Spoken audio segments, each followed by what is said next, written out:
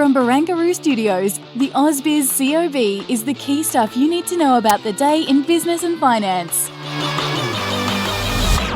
Hello, welcome to the COB. I'm Juliet Sarli. We are seeing not much momentum in this market, but fortunately not also the selling that we saw yesterday. Let's have a look at see where the CBO 200 is finishing the day's session. Pretty flat there. Similarly on the ASX 200. We have been watching some consumer staples momentum though, because let's get to our three themes. It is supermarket sweep. We had Coles and Woolies both rise today, despite the fact that of course they faced court over these ACCC allegations that they misled consumers over so-called discounts, saying prices were going down, when in fact they might have actually been going up.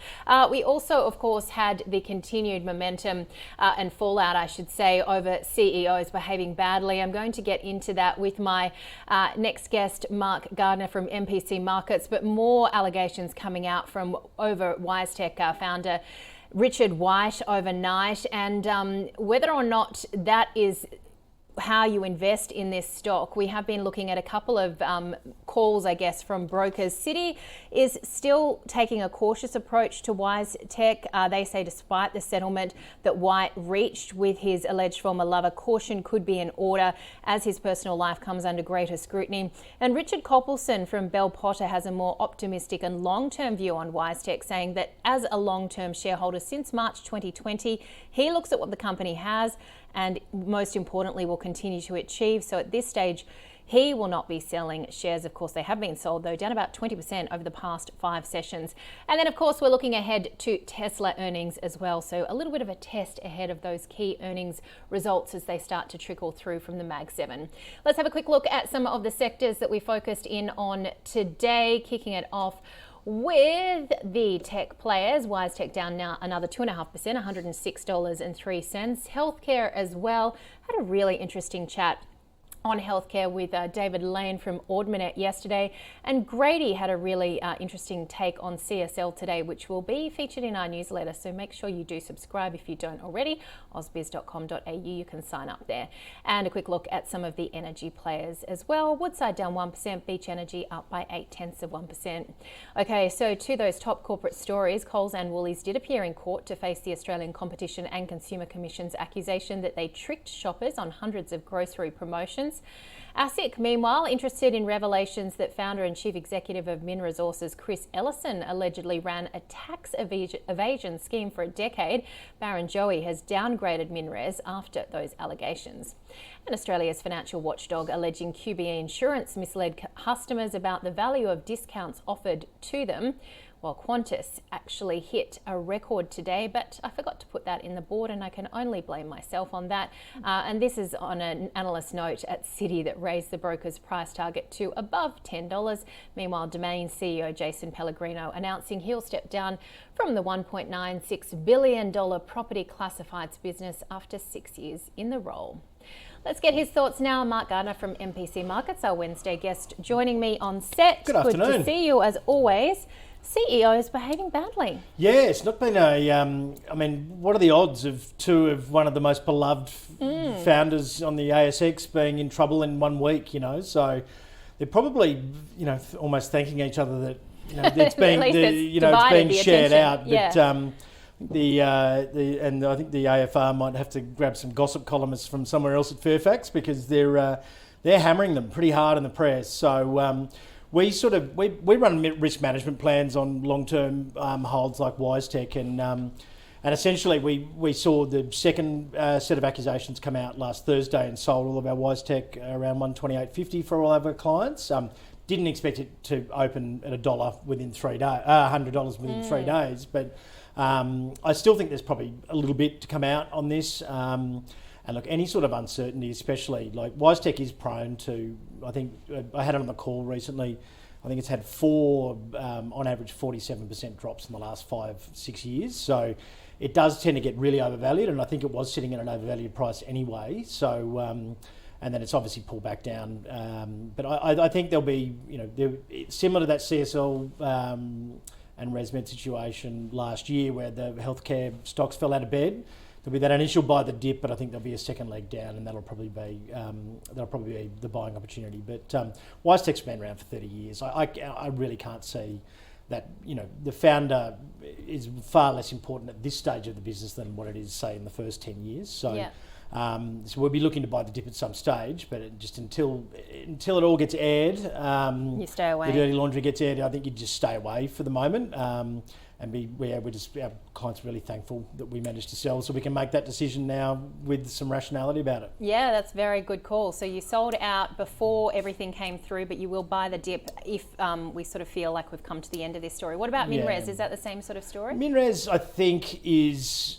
Look, with ASIC getting involved and obviously an alleged pattern of tax evasion, I think that's probably a little bit more complicated. And obviously it's a very volatile stock as it is, but at some stage it will probably represent value. And look, but I think that's probably a little bit more of a long and drawn out complicated situation, whereas the Wisetech situation is just literally a CEO behaving badly.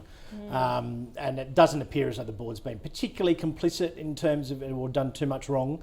I'm not a lawyer, but it doesn't seem quite as bad as what the story breaking on MinRes is. So. Yeah, it's kind of cloudy, isn't it? Because having own personal relations, how does that affect the code of conduct of the company versus actually breaking the law? But when you've got a superstar or a founder, your company and that person are one and the same, and both of these companies have benefited massively from having Chris Ellison and Richard White as their pin-up boys, as founders. So look, you've got to it's a double-edged sword. You've got to take the good with the bad. So but I think overall they are fringe issues. They're not going to directly affect. I wouldn't have thought any contracts. Apparently, about 99% of users log back into their Wisetech platform the next day. I don't think they really care. They just need things shipped places. Yeah. So I don't think we'll see, but I mean, look, it's a long time until they report next, and and they've got I think Kate McClymont, who famously took down the OBs and things like she's on the case with the Wisetech stuff. So I mean, she's got a pretty strong history of playing these things out. So I'd be a bit worried if I was. Yeah, you kind of get the sense when you open the paper in the morning or get it on your phone these days that something is coming every morning. Well, that was the thing. We saw the first accusation, we left it alone. Yeah. Obviously it drifted off, but once the second accusation came through, the lessons we learned from obviously Disney and Me Too, etc. as well. So I wrote an article on another platform about the average effects. Long term, they're not usually that significant overall, but short term, it does create a bit of investor panic. All right, let's move on. Now, this is a message for Nadine, who I know is watching at home. Silver breaking out, outperforming gold. Well, she's been giving me a bit of crap about being in the silver camp instead of gold, but silver's broken out this week to 12-year highs. We're also looking at an ETF, ETP MPM, which is physical gold. I think it's about 60%. Silver's about 25%. But as you can see there, silver's now at 50% for the year, in the last 12 months. Gold at 30. Platinum and palladium, I think we'll start to see those shift up. They usually are the laggards because they're much more of an industrial use. That is a crazy chart. That almost looks like, what do they call it, an ECG when you get your heart rate? Yeah, pretty much. So essentially we would expect, and with platinum and palladium, they're used in electronics and catalytic converters, etc. But importantly, South Africa and Russia, who are obviously at the BRICS conference at the moment, or BRICS summit, are by far and away the major exporters of those. And I think this de-dollarisation that's being floated, and what's surprising about that BRICS summit is there's 36 countries there, and it's not just 5 of them meeting up to try and move back to a bit of a gold standard or an alternative to the US dollar.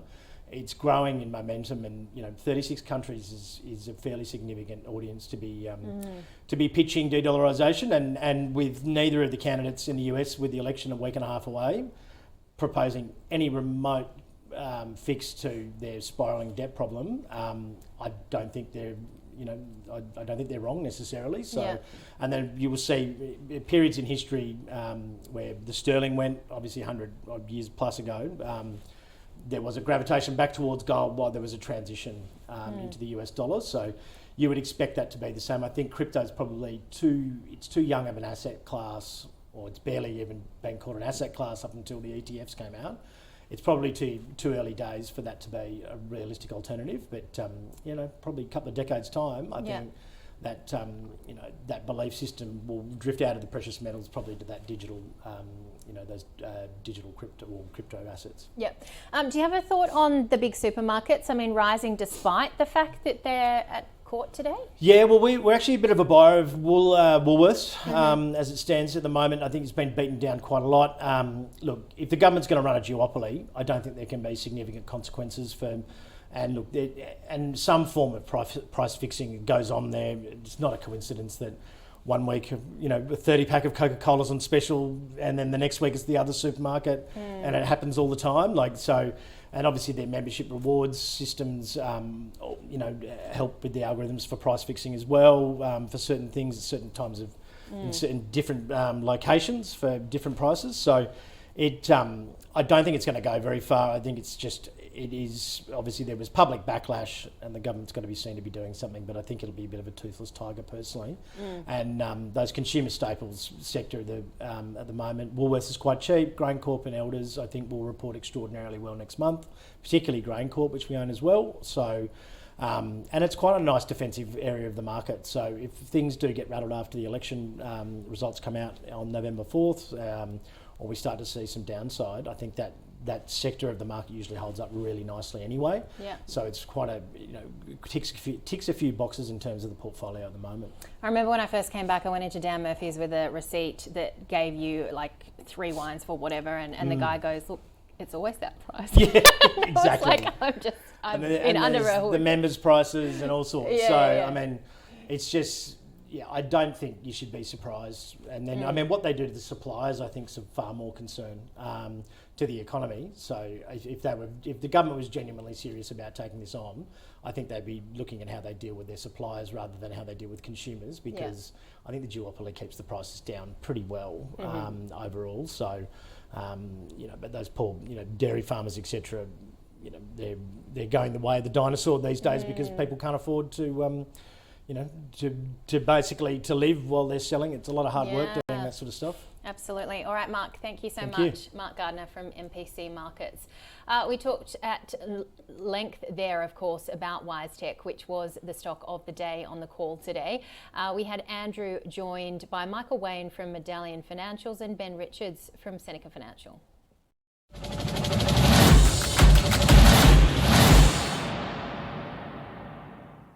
But yeah, at this stage, it does seem to be more of a private matter from our perspective, but there is obviously the risk that becomes a bigger issue for the company if they've seen to have acted not in line with modern expectations. So it's a difficult one, but we're probably buyers of the stock. What since it's taken that fall?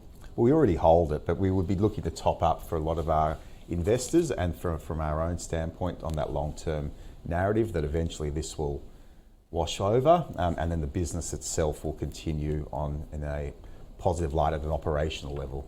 We are kind of wondering in terms of their ESG preferences, whether this could affect, this latest PR stuff with Wisetech's founder could affect that standing, and potentially if you could see some selling pressure on the back of that, even outside of, what ends up happening from here. So I would caution that that's one risk.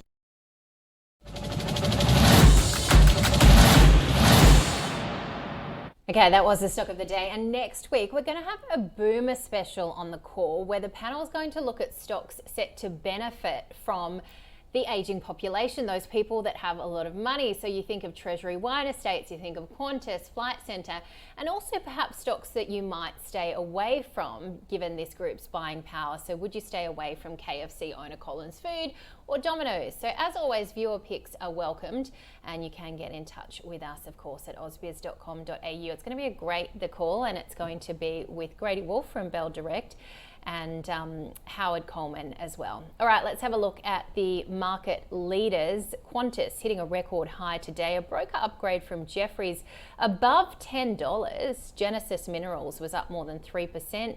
Speaking of the boomer trade, TWE up almost 3%. Steadfast and JB Hi-Fi also stronger.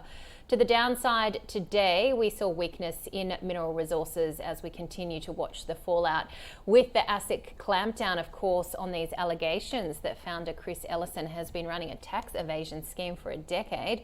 Deep Yellow under pressure, as was Ordinator, broke a downgrade on that following its update yesterday. Domain CEO Jason Pellegrino to leave after 6 years at the top, and Helios down by 3%.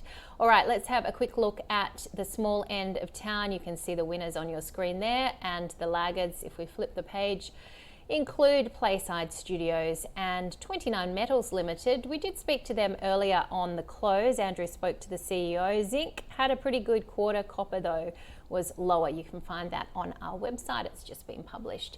All right, having a quick look at what we are seeing tonight. The Bank of Canada coming through with its policy decision. The Fed's beige book also out, and existing home sales. And among the earnings, we mentioned Tesla, but also Boeing, Coca-Cola. I mean, these are two big stocks that give you an indication on the overall consumer. GE, IBM, Las Vegas Sands, and Barbie maker Mattel as well. All right, having a look at what we will see tomorrow. October PMIs, weekly payroll data as well. This is a little bit more of a detailed look at the labour force. We're also going to get the regional industry breakdown of jobs growth and the RBA's 2024 annual report, which shows its activities and financial statements for the year. Let's recap where the market is as we close out the day's trade, and it really hasn't moved anywhere from yesterday's close, but of course it didn't move lower either, so we will take that as a win. We'll be back from 9:45 a.m. Eastern tomorrow. We'll see you then.